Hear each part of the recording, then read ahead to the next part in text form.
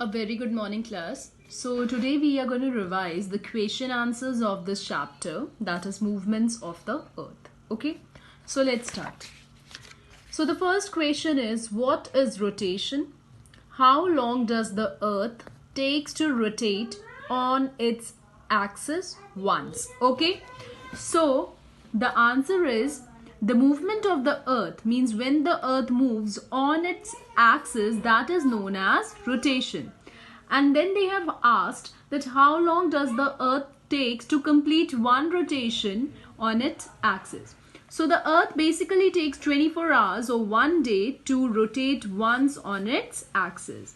Okay, so now you have understood that what is rotation when the earth rotates on its axis, and how much time does it takes? It basically takes 24 hours or 1 day.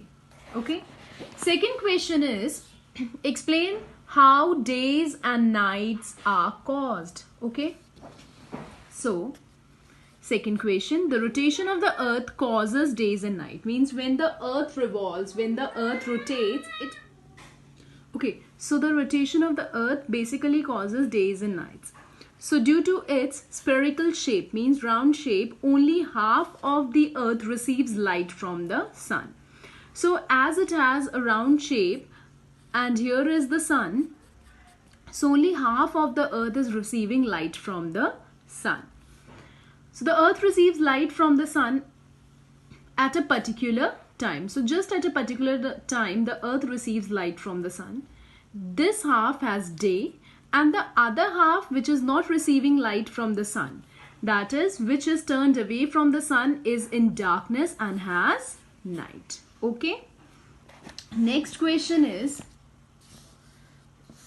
what is revolution and how long does the earth takes to complete one revolution? Here we were talking about rotation, and here the question is, what is revolution? Okay, so third question, the movement of the earth around the sun is basically called as revolution, and the earth takes 365 days or 1 year to complete one revolution. Okay, so a fourth and last question is, how do seasons occur? Explain with a diagram. Okay, so here if you can see this diagram, here is the sun and here are the different positions that are taken by the earth. So the revolution of the earth causes 4 seasons. So when the earth is doing the revolution, it basically causes 4 seasons, that are summer, winter, summer, autumn, winter and spring.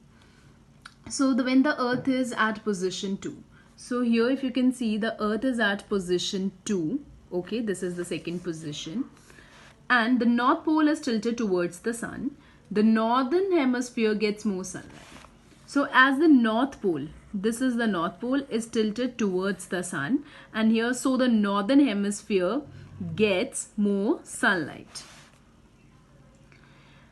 Therefore it is summer in this hemisphere, and so it is summer in this hemisphere. So here the days, obviously in summers the days are longer than the nights.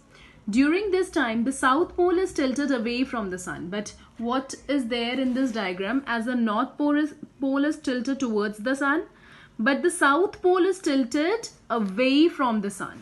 So what happens in the southern hemisphere? So the southern hemisphere gets less sunlight, and therefore it is winter in this hemisphere.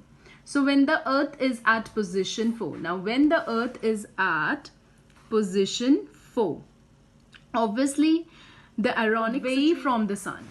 So what happens in the southern hemisphere? So the southern hemisphere gets less sunlight, and therefore it is winter in this hemisphere. So when the earth is at position 4, now when the earth is at position 4, obviously the ironic situation happens, means it is the opposite situation. The southern hemisphere is getting more sunlight and the northern hemisphere is getting less sunlight. So here in the southern hemisphere it is summer, and in the northern hemisphere it is winter. So this is the opposite thing which is happening. We'll read it. The south pole is tilted towards the sun. The southern hemisphere gets more sunlight, therefore it has summer. During this time the northern pole is tilted away from the sun, and the northern hemisphere gets less sunlight. So therefore it is winter in this hemisphere. And at position 1 and 3, the sun rays falls directly on the equator. Here the sun rays falls directly on the equator. If you look at position 1 and position 3. Okay. So as a result, the length of days and night is same throughout the world. Means the days and the night, the length of the days as well as of night are same throughout the world. It is neither very hot nor very cold in both the hemispheres. Means when the earth is at position 1 and 3. So the northern hemisphere has spring when the earth is in position 1 and autumn when the earth is in position 3. So the southern hemisphere has autumn when it is in position 1 and spring when it hemisphere has autumn when it is in position 1 and spring when it is in position 3. Okay. So in position 3 it will get spring and in position 1 it will get autumn. Okay. Because the days and nights are same. The length of the days and nights are same. Okay. So class, now we have revised the question answers of this chapter. Okay.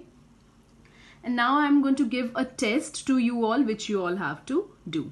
Okay. I think you all have understood what we have revised in this video.